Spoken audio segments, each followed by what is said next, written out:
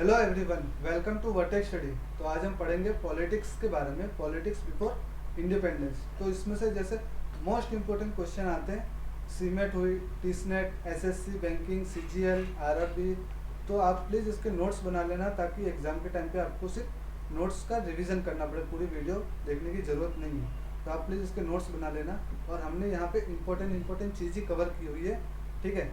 तो प्लीज़ आप इसके नोट्स ज़रूर बना लेना। और अभी तक आपने इस यूट्यूब चैनल को सब्सक्राइब नहीं किया तो प्लीज़ आप इसको सब्सक्राइब कर दीजिए, बेल आइकन को प्रेस कर दीजिए ताकि आपको जो भी नए नए वीडियो आए उसके नोटिफिकेशन आप तक तुरंत पहुंच जाए। और अब लाइक भी कर दीजिए और ज़्यादा से ज़्यादा शेयर कीजिए और कमेंट में करके बताइए कि आपको ये वीडियो कैसा लगेगा, ठीक है। तो पॉलिटिक्स क्या होता है? ज़्यादातर लोग समझते हैं कि पॉलिटिक्स का मतलब होता है कॉन्स्टिट्यूशन ऑफ इंडिया, लेकिन ऐसा कुछ नहीं है। पॉलिटिक्स का मतलब क्या है, पॉलिटिक्स कहाँ से स्टार्ट हुई है, पॉलिटिक्स का पूरा मतलब कहाँ कहाँ क्या हुआ है, वो सब आज हम इस वीडियो में कवर करेंगे। तो पॉलिटिक्स, तो चलते हैं फर्स्ट स्लाइड पे। तो फर्स्ट 1765 में सबसे पहले पॉलिटिक्स ब्रिटिशर्स लेके आए थे हमारे इंडिया में। वो आए थे किसके थ्रू आए थे? ईस्ट इंडिया कंपनी के थ्रू। तो वहाँ से लेकर 1947 जब तक हमारा देश आज़ाद हुआ तब तक वो पूरा पॉलिटिक्स चला और नए नए एक्ट आते गए। जो ब्रिटिशर नए नए एक्ट लाते गए तो वो पूरे ये सब कुछ पॉलिटिक्स के अंडर में आता है।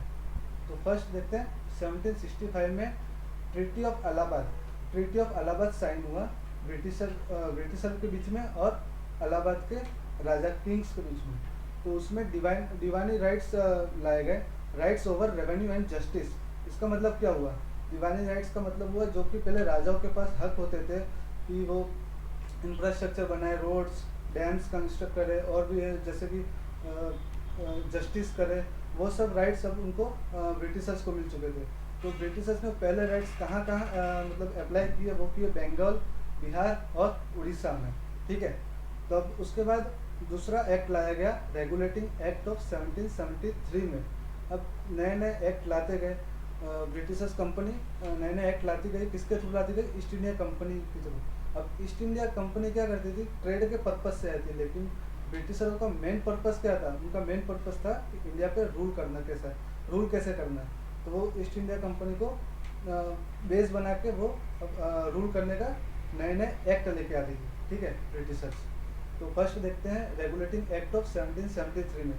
उसमें क्या किया गया? First step of central foundation, उन्होंने अपना पहला कदम उठाया, पहला एक्ट इंडिया में रेगुलेट किया, लॉन्च किया। First step of central foundation, उन्होंने अपनी राज करने की एक नींव बना ली, बेस बना लिया। अब फिर उसके बाद क्या हुआ? उसके बाद गवर्नर ऑफ बंगाल को उन्होंने नाम चेंज कर दिया गवर्नर जनरल ऑफ बंगाल। पहले गवर्नर ऑफ बंगाल हुआ करता था, फिर उसके बाद ब्रिटिशरों ने कर दिया गवर्नर जनरल ऑफ बंगाल। फिर उसके बाद फर्स्ट गवर्नर जनरल कौन था हमारे? फर्स्ट गवर्नर जनरल था लॉर्ड वॉरेन हेस्टिंग्स। ये बहुत ही इंपॉर्टेंट पॉइंट है, ये क्वेश्चन में बहुत बार पूछा भी गया है कि हमारे who is the first governor general of Bengal? वो थे लॉर्ड वॉरेन हेस्टिंग। तो ये याद रखना है आपको। इसके बाद है सुप्रीम कोर्ट एस्टैब्लिश। तो सबसे मेन काम ये हुआ था इस एक्ट में कि सुप्रीम कोर्ट एस्टैब्लिश हुई थी हमारे इंडिया में पहली बार, बंगाल में, ठीक है। अब सुप्रीम कोर्ट का फर्स्ट चीफ जस्टिस कौन थे? वो थे लॉर्ड इम्पे। लॉर्ड इम्पे जो थे वो फर्स्ट चीफ जस्टिस थे, कहाँ के? सुप्रीम कोर्ट के। तो अब नेक्स्ट देखते हैं। नेक्स्ट है पिट्स इंडिया एक्ट ऑफ 1784 में। अब इस एक्ट को पिट्स क्यों कहा गया? क्योंकि जो इंग्लैंड का प्राइम मिनिस्टर था वो था William Pitt. William Pitt was the PM of England. The Pitt's act divided commercial and political foundation of East India company. अब पिट्स एक्ट क्या करता था? पिट्स एक्ट में आया कि जैसे ब्रिटिशरों ने बोल दिया कि ईस्ट इंडिया कंपनी अब कमर्शियल का देखेगी और ब्रिटिशर हम देखेंगे पॉलिटिक्स। मतलब उनका मेन पर्पस तो फुलफिल हो चुका था। अब उनका काम क्या था कि वो कैसे कैसे इंडिया पे रूल करे। अब ईस्ट इंडिया कंपनी का काम है सिर्फ ट्रेड का देखना और वो ब्रिटिशर देखेंगे उनका पॉलिटिकल का देखेंगे। फिर नेक्स्ट एक्ट आया चार्टर एक्ट ऑफ 1833 में। अब चार्टर एक्ट ऑफ 1833 में क्या किया गया? गवर्नर जनरल ऑफ जो बंगाल थे उनका नाम चेंज, उनको बदल दिया गया, फिर रखा गया गवर्नर जनरल ऑफ इंडिया। उनको रखा गया गवर्नर जनरल ऑफ इंडिया। और हमारे first governor general of India कौन थे? Lord William Bentinck. यह भी बहुत ही इंपॉर्टेंट क्वेश्चन है, क्योंकि first governor general of India जब पूछा जाता है कि कौन था, वो थे लॉर्ड विलियम बेंटिक। अब पूछा है कि first time governor general government was known as government of India. पहले क्या हुआ करता था कि गवर्नर जनरल बोलते, ब्रिटिशर जब न्यूली आए तब बोलते थे गवर्नर जनरल ऑफ गवर्नमेंट बोलते थे, फिर उसको बदल दिया गया, फिर उसको रखा गया 1833 में एक्ट आने के बाद गवर्नमेंट ऑफ इंडिया। ठीक है, तो नेक्स्ट देखते हैं। नेक्स्ट है चार्टर एक्ट ऑफ 1853 में। चार्टर एक्ट ऑफ 1853, इसमें क्या हुआ? Open system of recruitment of civil service. पहले क्या होता था, जैसे कि सिविल सर्विस में जाना हो तो कोई किसी को रिकमेंड कर देता था कि भाई तू आ जाना कल से, तो तू आ जाना, तो उसमें क्या होता था, वो चले जाता था, वो सिविल सर्विस में वो भर्ती हो जाता था। लेकिन उस 1853 के चार्टर एक्ट के बाद क्या हुआ, ब्रिटिशरों ने ओपन सिस्टम कर दिया कि कोई भी आ सकता है और अपने मतलब जो प्रोसेस है सिविल सर्विस के एग्ज़ाम की या उसकी पूरी प्रोसेस है, वो पूरी प्रोसेस को कंप्लीट करे तो वो सिविल सर्विस में भर्ती हो सकता था। ठीक है, और हमारे इंडिया के first Indian to join civil service, ये most most most important question है, पूछा जाता है। Satyendra Nath Tagore, Satyendra Nath Tagore was the first Indian to join civil services. तो क्वेश्चन कैसे पूछा जाएगा, who is the first Indian to join civil services? तो आपका आंसर होगा सत्येंद्र नाथ टागोर। ठीक है, तो नेक्स्ट देखते हैं गवर्नमेंट ऑफ इंडिया एक्ट 1858। हमने पीछे पढ़ा कि पहले गवर्नर जनरल ऑफ इंडिया बोलते थे, उसके बाद गवर्नमेंट ऑफ इंडिया कहा गया, फिर उसके बाद यही नया एक्ट आया कि गवर्नमेंट ऑफ इंडिया एक्ट 1858। अब इसमें क्या न्यू आया कि abolished East India company. Abolished East India company मतलब जो ईस्ट इंडिया कंपनी था, उसको कंपनी थी, उसको पूरी तरह से ख़त्म कर दिया गया। क्यों ख़त्म कर दिया गया? क्योंकि उनका मेन पर्पस तो फुलफिल हो चुका था। जो कि ब्रिटिशर्स थे वो सिर्फ हमारे इंडिया पे रूल करने आए थे। किसके थ्रू आए थे? ईस्ट इंडिया कंपनी के थ्रू। अब ईस्ट इंडिया कंपनी तो उनका फुलफिल हो चुका है, तो उनको पूरी तरह से ख़त्म कर दिया गया ईस्ट इंडिया कंपनी को। उनका टेक ओवर कर लिया किसने? ब्रिटिश ने। ठीक है, इसके बाद क्या हुआ, गवर्नर जनरल ऑफ इंडिया को चेंज किया, फिर उसको रख दिया viceroy of India. Governor general of India को चेंज कर दिया क्या? Viceroy of India. वाइसरॉय क्या होता है? जैसे हमारे यहाँ पे उपाधि दी जाती है श्री, श्रीमान, ऐसे ब्रिटिशरों में दिया जाता था, जैसे वाइसरॉय, लॉर्ड, सर। तो उस टाइम पे कर दिया उन्होंने वाइसरॉय ऑफ इंडिया। फिर देखते हैं लास्ट गवर्नर जनरल और फर्स्ट वाइसरॉय कौन था? तो वो थे लॉर्ड कैनिंग। ये भी क्वेश्चन मोस्ट इम्पोर्टेंट है, क्योंकि लास्ट गवर्नर जनरल और फर्स्ट वाइसरॉय दोनों एक ही है, दोनों का आदमी एक ही है, लॉर्ड कैनिंग। तो आप प्लीज़ इसमें कंफ्यूज मत होना, क्योंकि क्वेश्चन में ऐसा पूछा जाएगा कि who is the last governor general of India, तो उसमें लॉर्ड कैनिंग आंसर होगा। ठीक है, और who is the first viceroy of India, तो वो भी उसका आंसर लॉर्ड कैनिंग ही होगा। तो नेक्स्ट एक्ट आता है हमारे पास इंडियन काउंसिल एक्ट ऑफ 1909। अब ये लिखा है ब्रैकेट में मॉर्ले मिंटो रिफॉर्म्स। इसका मतलब क्या हुआ? मिंटो मीन्स वाइसरॉय, ये ब्रिटिश लैंग्वेज में लिखा हुआ है। मिंटो मीन्स वाइसरॉय और Morley means secretary of state. ये थे ब्रिटिशर्स के थे वाइसरॉय। अब accepted concept of separate electorate, इन्होंने क्या ला दिया? मतलब सेपरेट इलेक्टोरेट कर दिया। मतलब जैसे कि पहले तो क्या होता था, मतलब इन्होंने हिंदू को और मुस्लिम को सेपरेट कर दिया कि भाई तुम्हारी कम्युनिटी को वोट दोगे और तुम हिंदू कम्युनिटी को वोट देगा और मुस्लिम को देगा। ठीक है, उन्होंने मतलब डिवाइड एंड रूल ला दिया वहाँ पे। तो ये हुआ, ये नया इम्प्लीमेंट हुआ इस एक्ट में। फिर हुआ 1900 एक्ट, लीगलाइज कम्युनलिज्म कर दिया गया। फिर Minto was known as father of communal electorate. Minto को फादर ऑफ कम्युनल इलेक्टोरेट भी कहा जाता है, क्योंकि इन्होंने सबसे पहले ये इंट्रोड्यूस किया था एक्ट। ठीक है, फिर देखते हैं। फिर गवर्नमेंट ऑफ इंडिया एक्ट 1990। इसमें क्या हुआ? चेम्सफोर्ड के जो व्यक्ति थे उनको वाइसरॉय कहा जाता था, और मॉन्टेग वो थे सेक्रेटरी ऑफ स्टेट। इस एक्ट में सबसे इम्पोर्टेंट बात क्या हुई कि बाइकैमरलिज्म इंट्रोड्यूस एट सेंटर।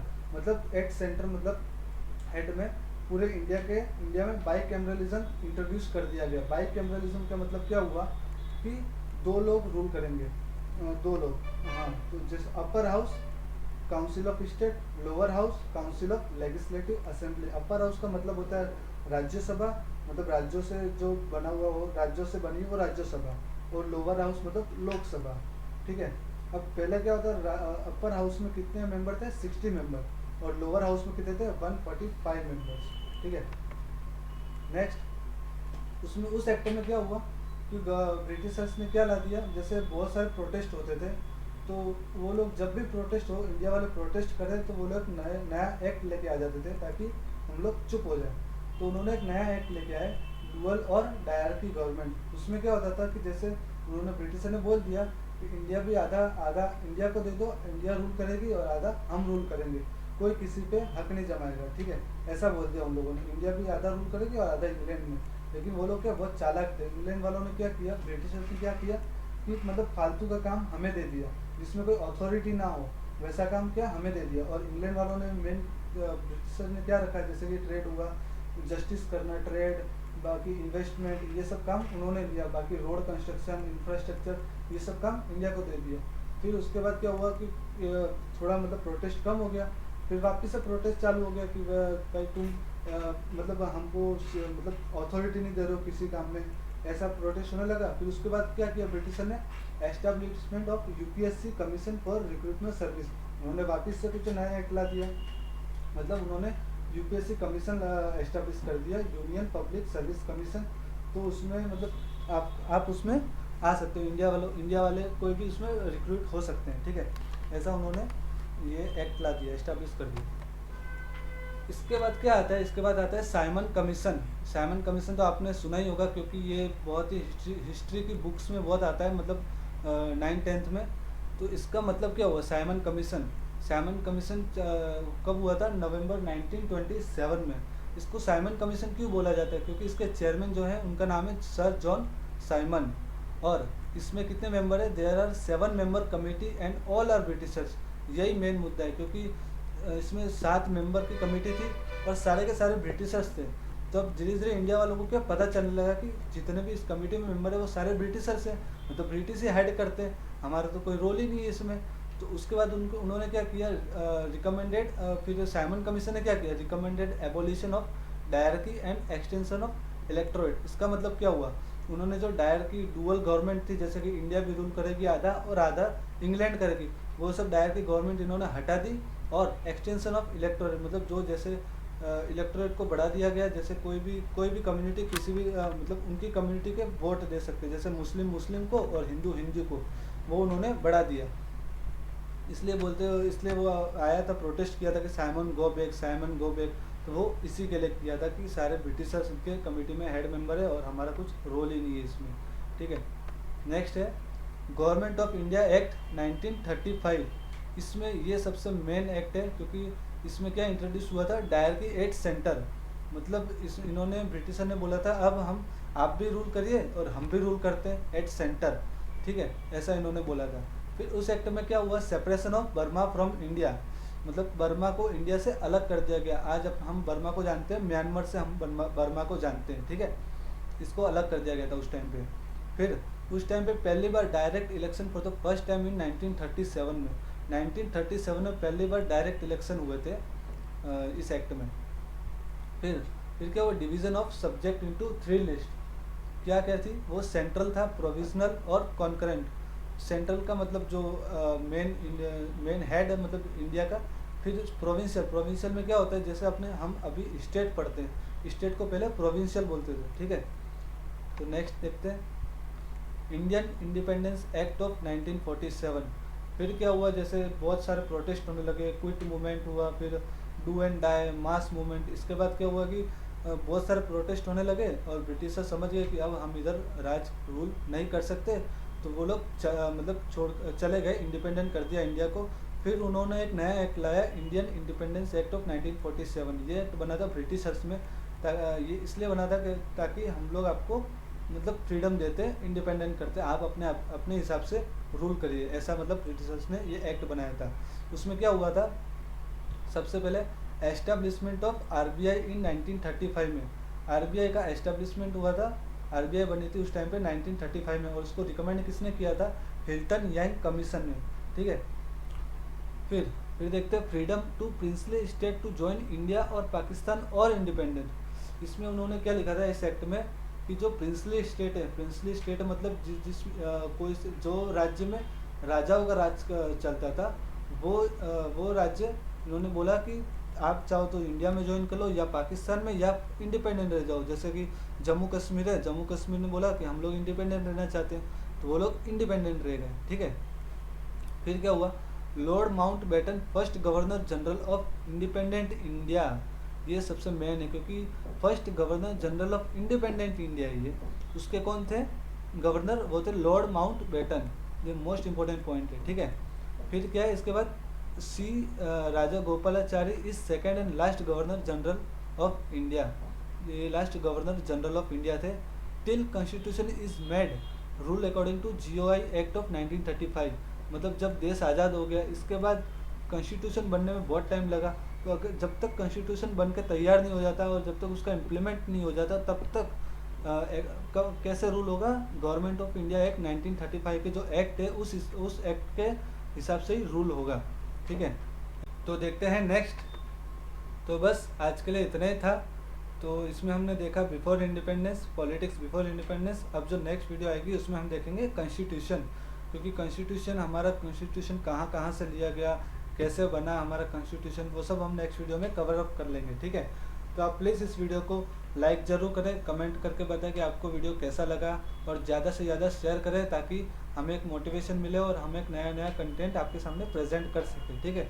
और प्लीज़ इस चैनल को सब्सक्राइब जरूर कर लीजिए और बेल आइकन को प्रेस कर लीजिए ताकि आपको कोई भी हम वीडियो डालें तो उसकी नोटिफिकेशन आप तक तुरंत पहुँच जाए, ठीक। Thanks for watching.